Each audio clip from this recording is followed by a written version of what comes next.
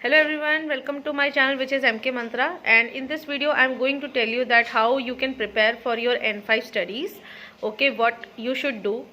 So let's take an example that I have just started my Japanese, just started.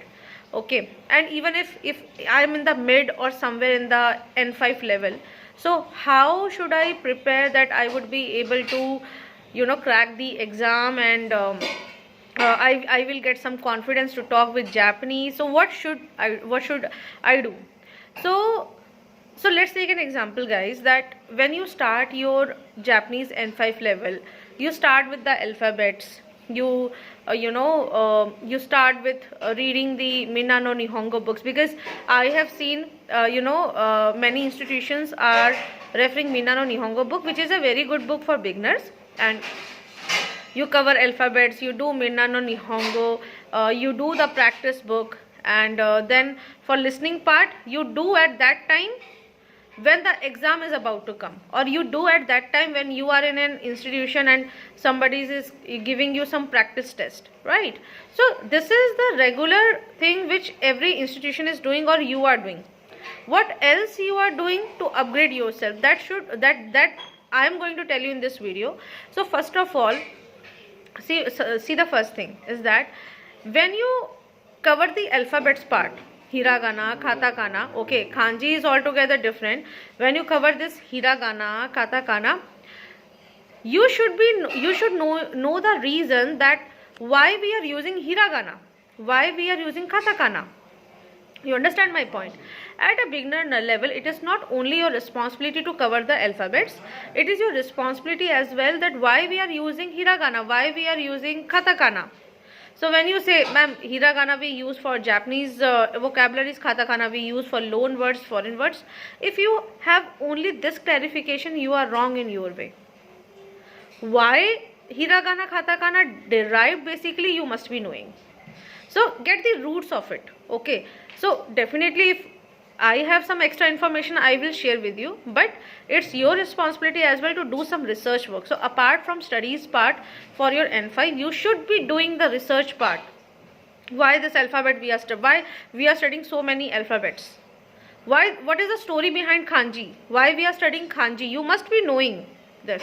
So this is one part of your study, that you must be doing the research part.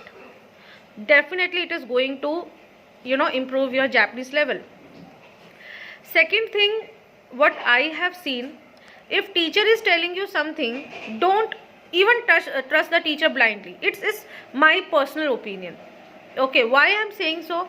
Because I know in this culture, in this generation, teacher is our guru, our Bhagwan, our God, everything. That is fine. I am not denying it. Okay, but it is also responsibility of a student to double check the thing which has been taught by our teacher. If somebody is saying you that this we use for ha, he, who, or something, main Ram hu, so this is who, it's a wrong concept here. No, there is no concept like ha, he, who for this. Come on, no. Okay, some people are under this impression that if I say thabe mas, nomi mas, so why mas is used? Mas is used for verbs. This is again a wrong explanation. See, mas is used for verbs, but you can't define this thing for explaining mas, why we use it. Okay, so there are some things which you need to do in your N5 is the research. What you studying? Why? What is the difference between penga arimaska? What is the difference between penga arimasenka? Why we are using mas with verbs? Why we are using this with the sentences?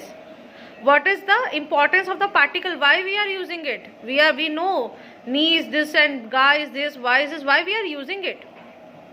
And most important point, how to make your notes. It is also important. When I am telling you something, write in your copy that Tripti has suggested we have to make notes, we have to do research, we have to put why with every question, and we can't trust the teacher blindly. In this video, if you get to know that yes, Tripti is saying something but incomplete, so you can also put your comments in that. Okay, maybe I would be having less information than you, but that's not going to stop myself to share my information. So that's what I'm saying, that you should be double checking the information which you are getting, because there are a lot of students here who feel that they are very good with N5 but their concepts are not good. Okay, and also it does not create a good impression when you talk this thing with a Japanese. Okay, so be careful. There are a lot of degrees in N5s for using the pattern in a polite way. You must be reading it. Okay, so what I want, go out of the box. Do not study only what is written in the book. Go out of the box. Whatever you like, let's take an example. Go out of the box means do the research, talk with Japanese people. Many junior people get afraid with the senior people that we are not good in Japanese. Even if you say hello to somebody, konnichiwa you say to somebody, at least you have that guts that you are saying it. Okay, even sometimes senior people do not have that guts. What would you say then?